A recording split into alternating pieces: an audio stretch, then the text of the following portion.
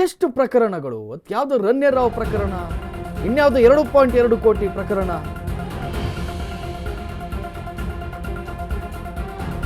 Gold smuggling ಕೇಸ್ನಲ್ಲಿ ಪುತ್ರಿ ರನ್ಯ lock ಆಗಿದ್ದಾರೆ. ಮೇಲಿಂದ ಮೇಲೆ ವಿವಾದದ ಮೇಲೆ ವಿವಾದ. ರಾಮಚಂದ್ರ ರಾವ್ ಅವರು ಈ ಸರಣಿ ಘಟನೆಗಳೇನು ನಡೀತಾ ಇವೆ, ಇದು ನಿಜಕ್ಕೂ ಎಲ್ಲರಿಗೂ ಕೂಡ ಹುಬ್ಬೇರುವಂತ ಮಾಡಿಬಿಟ್ಟಿದೆ.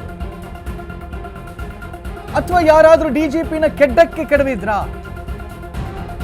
ಅದನ್ನು ಕೂಡ ನಾವು ಥಿಂಕ್ ಮಾಡಬೇಕಾಗುತ್ತೆ. ರಾಸಲೀಲೆ ಕೆಡ್ಡದಲ್ಲಿ ಡಿಜಿಪಿ ಹೋಗಿ ಬಿದ್ರ, ಇವರನ್ನ ಹನಿ ಟ್ರ್ಯಾಪ್ ಮಾಡಬೇಕು ಅಂತ ಹೇಳಿ ಅಥವಾ ಈ ವ್ಯಕ್ತಿಯನ್ನ ಸಿಗಾಕ್ಸ್ಬೇಕು ಅಂತ ಹೇಳಿ ಯಾರಾದ್ರೂ ಹಿಂಗೆ ಮಾಡಿದ್ರ, ಯಾವ್ದಾದ್ರು ಕನ್ಯೆಯನ್ನು ಅವ್ರ ಹತ್ರ ಕಳಿಸಿ ಅಥವಾ ಅವರೇ ಏನೋ ಒಂದು ಮತ್ತು ಬರೆಸುವಂತ ರೀತಿಯಲ್ಲಿ ಹಾವಭಾವಗಳನ್ನ ಮಾಡಿ ಡಿಜಿಪಿ ಅವರನ್ನ ಕೆಡ್ಡಕ್ಕೆ ಬೀಳಿಸಿ ಅವರನ್ನ ಬ್ಲಾಕ್ ಮೇಲ್ ಮಾಡೋ ಐಡಿಯಾಕ್ಕೆ ಏನಾದ್ರೂ ಹೋದ್ರ.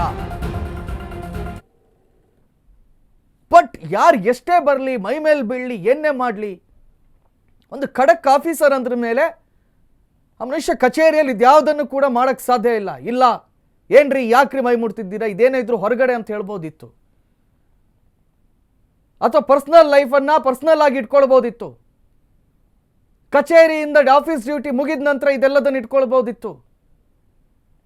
ಇದರ ಅಗತ್ಯತೆ ಏನಿತ್ತು ರಾಮಚಂದ್ರ ರಾವ್ ಅವರೇ, ಇದರ ಅಗತ್ಯತೆ ಏನಿತ್ತು? ಡಿಜಿಪಿ ಕಣ್ರಿ ನೀವು, ಯಾವ್ದು ಸಂದರ್ಭದಲ್ಲಿ ನೀವು ರೆಸ್ಟಿಗೆ ಹೋಗ್ಬೋದಿತ್ತಲ್ಲ ಹೊರಗಡೆ.